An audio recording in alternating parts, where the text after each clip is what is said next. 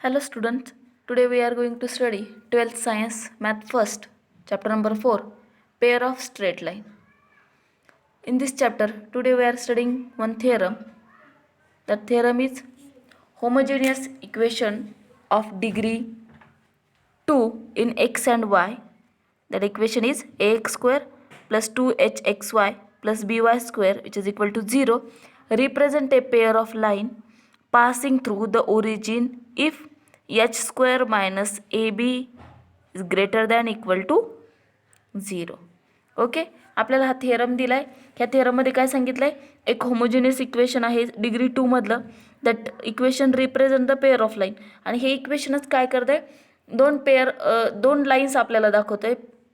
And that two lines are passing through origin if H square minus A B is greater than equal to 0. ही value जर greater than equal to 0 असेल तर त्या line कशामधून जाते, ओरिजिनमधून pass होते. Okay, so we have to see the proof. Consider homogeneous equation of degree 2 in x and y. आपण एक डिग्री 2चं इक्वेशन आपण कन्सिडर केलं आहे. That is ax square plus 2hxy plus by square is equal to 0. And for this we have to consider the two cases.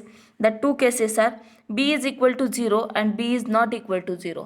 ह्या दोन cases आपल्याला study करायच्यात. First case आपण बघूया. If b is equal to 0 then equation 1 become. आता b ची value जर 0 असेल तर इक्वेशन 1 काय होईल, इक्वेशन 1 आहे आपलं हे.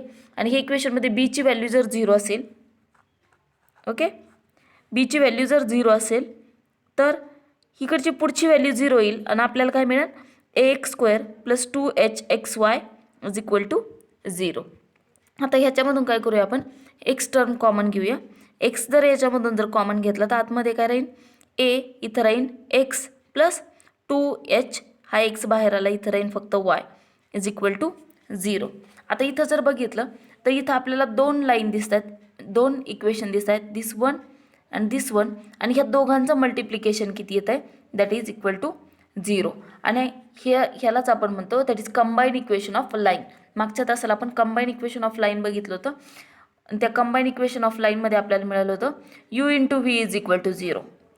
ओके, मग एक्सची व्हॅल्यू जर यू आहे असं आपण कन्सिडर केलं आणि ही व्हॅल्यू जर व्ही आहे कन्सिडर केलं तर this two represent the equation of combine equation of line. आणि ते दोन लाईन आहेत, X is equal to 0 and ax plus 2hy is equal to 0. These lines pass through origin. आणि ह्या लाईन काय होतात, ओरिजिनमधून पास होत आहेत. नेक्स्ट सेकंड केस आपल्याला बघायची, that is b is not equal to 0. Then multiply equation 1 by b. Equation 1ला काय करूया, आपण b ने मल्टिप्लाय करूया. इक्वेशन 1 आहे हे, ह्याला जर b ने मल्टिप्लाय केलं तर फर्स्ट टर्म आपल्याला मिळते abx square plus 2hbxy plus b square y square is equal to 0. आता ही टर्म आपण अगोदर लिहूया, नंतर ही टर्म लिहूया. आणि ही जी टर्म आहे इथं प्लस आहे ती इक्वल टू साईनच्या पलीकडे गेली तर ती टर्म होईल minus. So we get by square plus 2hbxy is equal to minus abx square. Okay, आता इथं आपल्याला दिसतंय by स्क्वेअर, इथं पण b ची टर्म आहे, y ची टर्म आहे, इथं आपल्याला दिसतंय h आणि x. आता आपल्याला इकडच्या बाजूने काय करायचं आहे, LHSला आपल्याला कंप्लीट स्क्वेअरमध्ये त्याला कन्वर्ट करायचं आहे. सो इथं कंप्लीट स्क्वेअर करण्यासाठी आपल्याला ह्या इक्वेशनमध्ये काय करावं लागेल, H square plus X square ही टर्म जर आपण ॲड केली तर काय मिळते आपल्याला. आता ही टर्म आपल्याला बोथ साईडला आपल्याला ॲड करावं लागेल. So we get b square y square plus 2hbxy plus h square x square is equal to h square x square minus abx square. आता ही पूर्ण जी टर्म आहे ती मिळाली स्क्वेअरच्या फॉर्ममध्ये. So we get by plus hx bracket square which is equal to, इथून x square common घेऊया, आतमध्ये राहिले आपल्याला एच स्क्वेअर मायनस ab. दोन्ही बाजूचं काय करूया, आता आपण स्क्वेअर रूट कन्सिडर करूया. दोन्ही बाजूचं ह्या आतल्या टर्मलाच आपल्याला लिहिता येईल स्क्वेअर रूट स्क्वेअरच्या फॉर्ममध्ये. इथून आपल्याला मिळतं आहे by plus hx bracket square. ही जी सगळी टर्म आहे ती आपण घेऊया इकडच्या बाजूला. सो ती पॉझिटिव्ह आहे, इकडे आल्यावर होईल minus h square and this under root H square minus ab bracket square is equal to 0. आता इथं जर बघितलं तर आपल्याला काय दिसतं, इथं आपल्याला दिसतंय this A square minus B square. म्हणजे इथं आपण फॉर्म्युला यूज करणार आहोत A square minus B square which is equal to A minus B into A plus B. हा फॉर्म्युला आपण यूज करणार आहोत इथं. So we get that is by plus hx plus h square under root h square minus ab into x and by plus hx minus under root h square minus abx bracket is equal to 0. Okay, इथं आपल्याला मिळालं आहे, याला आपण म्हटलं A plus B, this is A minus B. आता इथं जर आपण बघितलं, आपण काय करूया, ह्या दोन टर्म ज्या आहेत ह्याच्यामधून एक्स टर्म आपण कॉमन घेऊया. So we get h plus under root H square minus A b into x आणि this b y as it is. इथून सुद्धा आपण काय करूया, एच कॉमन घेऊया. इथं आपल्याला मिळतं h minus under root H square minus A B x plus B Y is equal to 0. आता इथं जर बघितलं तर आपल्याला दोन इक्वेशन आपल्याला दिसत आहे, this equation and this equation which is equal to 0. आणि दोन्हीमध्ये मल्टिप्लिकेशन आहे आणि इक्वल टू साइन 0. याला जर म्हटलं आपण u into v is equal to 0. So we get the combine equation of line. इथं जर आपण बघितलं कंबाईन इक्वेशन आपल्याला मिळालं आहे. पहिली लाईन आपल्याला मिळाली आहे this H plus under root H square minus A B x plus B Y is equal to 0 and second one is H minus under root H square minus A B x plus B Y is equal to 0. Okay, इथं आपल्याला दोन equation आपल्याला मिळालेले आहेत आणि हे दोन्ही दोन लाईनचे इक्वेशन आपल्याला मिळाले आहेत. आता आपल्याला माहिती आहे बी इज नॉट इक्वल टू 0. बीची व्हॅल्यू 0 नाही आहे, तीच आपण सेकंड केस आपण बघतोय that b is not equal to 0.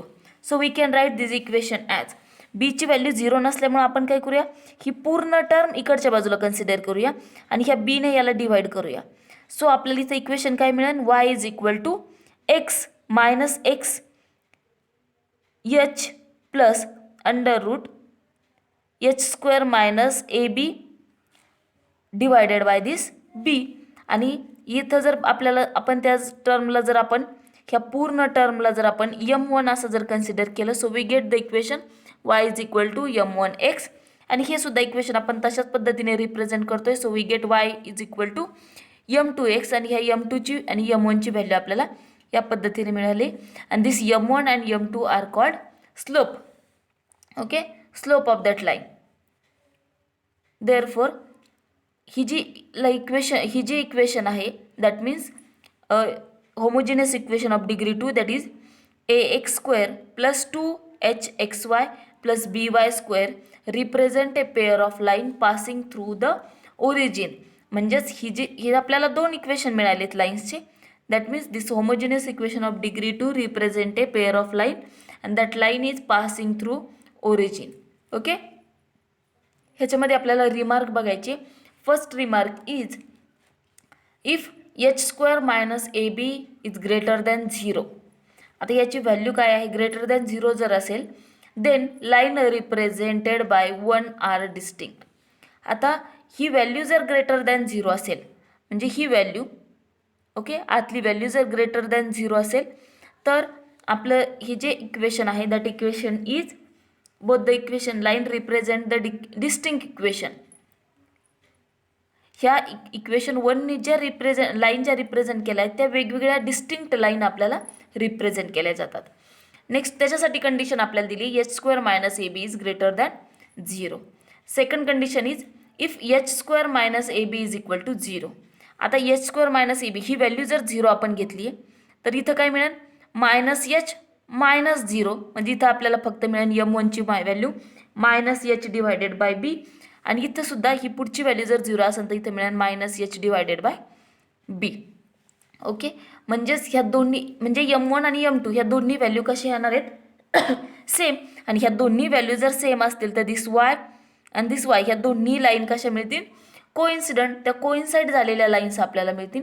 So second condition, second remark is if H square minus A B is equal to 0 then line represented by this equation are coincident. Okay, third one if H square minus A B is less than 0. जर ही value लेस than 0 असेल, आपण घेताना कंडिशनच काय घेतली होती की ही value कशी पाहिजे, ग्रेटर दॅन इक्वल टू 0, आणि त्याच वेळेस ती लाईन जी आहे ओरिजिनमधून पास होईल. So if h² - ab is less than 0 then equation 1 does not represent a pair of line. त्या लाईनने कुठलीही पेअर आपल्याला काय केली जात नाही, रिप्रेझेंट केली जात नाही. Okay. Next one, if b is equal to 0 then one line is the y-axis, slope is not defined, and the slope of other line is minus a divided by 2h. आपण b equation आपण first दोन केस आपण consider केल्या होत्या. त्यातली पहिली केस आपण consider केली होती b इज इक्वल टू 0, आणि त्यावेळेस आपल्याला कंबाईन इक्वेशन ऑफ लाईन आपल्याला मिळालं होतं h plus 2hy is equal to 0. याच्यावरून आपण इक्वेशन लिहिलं होतं h is equal to 0 and ax plus 2hy is equal to 0. Okay. पहिलं इक्वेशन आपल्याला मिळालं होतं h is equal to x is equal to 0 आणि x इज इक्वल टू 0. हे कशाचं इक्वेशन आहे, this is equation of y axis. हे आहे y ॲक्सिसचं इक्वेशन. सो y ॲक्सिसचं इक्वेशन असल्यामुळं ती कुठलाही स्लोप डिफाईन करत नाही. आणि सेकंड जी लाईन आहे ही लाईन, हिचा स्लोप आपण रिप्रेझेंट करू शकतो, that is 2hy is equal to ax minus ax and y is equal to minus a divided by twice h into x. Okay. So minus a divided by twice h is slope of other line. Next case आपल्याला बघायची आहे, fifth one, that remark आपण बघतो, if h² - ab is greater than equal to 0 and b is not equal to 0 then slope of line r. मग आपण slope बघितला होता, that slope किती आलाय, हे दोन स्लोप आपल्याला आहेत, that is m1 and m2. हे दोन आपल्याला स्लोप मिळालेत आणि ह्या दोन्ही स्लोपची जर सम आपण केली, that is m1 plus m2 जर केलं, ह्या दोन्हींची ॲडिशन जर केली तर हा निगेटिव्ह पार्ट कॅन्सल होतं. इथं राहते मायनस h बाय b आणि इथं राहते minus h by b. So we get that minus 2h by b. आणि ह्या दोघांचा जर प्रोडक्ट केला तर काय मिळते आपल्याला, दोघांचा जर प्रोडक्ट केला तर आपल्याला व्हॅल्यू मिळते a डिवायडेड बाय b. याला सिम्प्लिफाय केलं तर आपल्याला ही व्हॅल्यू मिळते, that is a divided by b. That means आणि आपल्याला याच्यावरून आपल्याला क्वाड्रॅटिक इक्वेशन ऑफ m आपल्याला रिप्रेझेंट करायचे. आणि quadratic equation of m whose roots are, हे m1 आणि m2 हे जर दोन रूट्स असतील तर आपल्याला याला कसं रिप्रेझेंट करता येईल, m² minus addition of m1 m2 into m plus multiplication of m1 m2 is equal to 0. तर अशा पद्धतीने आपण ते काय करतो, रिप्रेझेंट करतोय. आणि याला आपण याची व्हॅल्यू आपण याच्यामध्ये सबस्टिट्यूट करूया. m1 प्लस m2 ची व्हॅल्यू आपल्याला दिलेली आहे, that is minus 2h by b, आणि m1 इंटू m2 ची व्हॅल्यू दिलेली आहे a by b. So from this we get the equation m² minus 2h by b into m plus a by b is equal to 0. आता इथं हे minus हे होईल plus, इथं डिनॉमिनेटरला b आहे, इथं b आहे, याला आपण न्यूमरेटर आणि डिनॉमिनेटरला b ने मल्टिप्लाय आणि डिवाइड करूया आणि तिघांचाही थ्रू आउट b आपण इकडे मल्टिप्लाय करूया कॉमन घेऊन. So we get here equation bm² plus 2hm plus a is equal to 0 and this is equation 2 and this equation 2 is called as auxiliary equation of equation 1. ह्याला म्हटलं जातं auxiliary equation of equation 1. Okay, now we have to solve the example.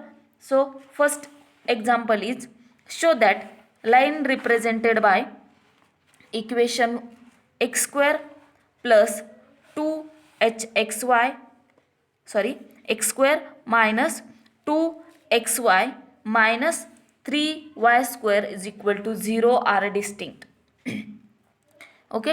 ह्यानी represent केलेलं जे equation of line आहे ते equation of line हे distinct equation आहे असं आपल्याला रिप्रेझेंट करायचं आहे. सो फॉर दिस कम्पेअर आपण काय करूया, ह्या इक्वेशनला डिग्री 2च्या इक्वेशननी कम्पेअर करूया. So compare this equation with ax² plus 2hxy plus by² is equal to 0. ह्याच्यासोबत आपण कम्पेअर करूया. So we get a is equal to 1, 2h is equal to minus 2 and b is equal to minus 3. आता ह्याला compare केल्यानंतर आपल्याला अशी value मिळते. आणि डिस्टिंक्ट व्हॅल्यूसाठी आपण कंडिशन बघितली होती. That means we have to find the value of H square minus A B. मग एच स्क्वेअर मायनस ए बीची व्हॅल्यू किती येते ते बघूया. If this value is greater than 0 that means our line represented by this equation are distinct. ह्या इक्वेशनने represent केलेल्या line कशा असतील, डिस्टिंक्ट असतील. सो आपण याची व्हॅल्यू कॅल्क्युलेट करूया. 2h², याच्यावरून आपल्याला एचची व्हॅल्यू आपल्याला मिळते. याच्यावरून जर आपण कॅल्क्युलेट केली तर एच इज इक्वल टू -1. सो -1² minus 1 into -3. So here we get -1 is 1 minus -3 and this minus become plus. So we get h² minus ab is equal to 4 which is greater than 0.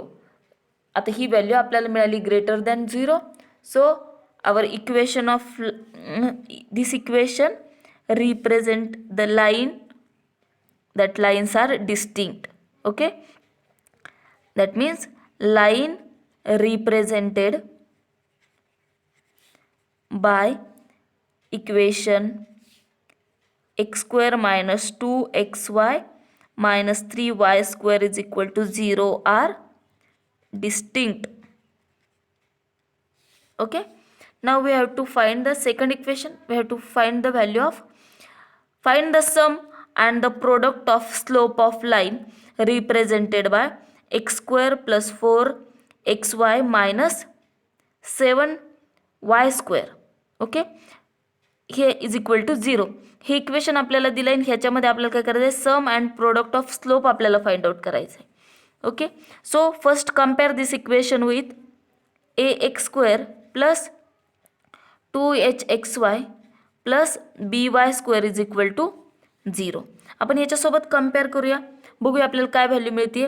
This a is equal to 1, this 2h is equal to 4, that means h is equal to 2 and b is equal to -7. Okay, ह्या value आपल्याला इथं मिळाल्या आहेत. ह्याच्यावरून आपल्याला equation काय करायचं आहे, सॉल्व करायचं आहे. आता इथं इक्वेशनमध्ये जर आपण बघितलं तर याच्यामध्ये आपल्याला फाइंड आउट करायची आहे स्लोप, आपल्याला फाइंड आउट करायचं आहे. आणि for slope we know the value, that means if m1 and m2 are स्लोपचे व्हॅल्यू आपल्याला माहिती आहेत आणि ते आहेत m1 आणि m2.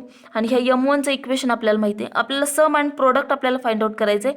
We know the value of sum, that means m1 plus m2 is equal to, किती आलं होतं सम आपण मगाशी बघितलं होतं, twice h divided by b. आणि प्रोडक्ट आपण बघितलं होतं m1 m2 is equal to a divided by b. Okay, so याच्यामध्ये आपण व्हॅल्यू सबस्टिट्यूट करूया. 2 इंटू ची व्हॅल्यू किती दिलेली आहे आपल्याकडं, -2 into -2 divided by value of b is -7. So याला आपण कॅल्क्युलेट करूया. We get -4 divided by -7, that means m1 plus m2 is equal to 4 divided by 7. नाव multiplication, that is m1 m2 is equal to value of a is 1 divided by -7, that means m1 m2 is equal to -1 divided by 7.